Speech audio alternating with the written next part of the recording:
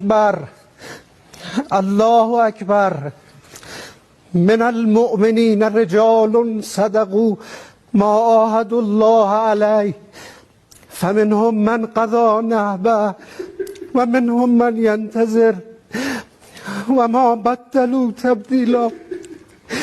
انا لله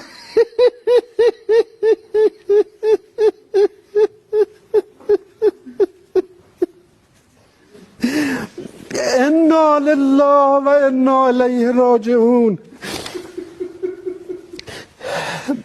بعد از عمری مجاهدت حسینی و دائمی و خستگی ناپذیر، روح بلند و ملکوتی کوه نستوه ولایت، پدر مهربان امت، رهبر و امام مسلمین حضرت آیت الله العظمی سید علی حسینی خامنه‌ای در راه سربلندی حرم جمهوری اسلامی ایران شهد گوارای شهادت را نوشیدند و به ملکوت اعلی پیوستند.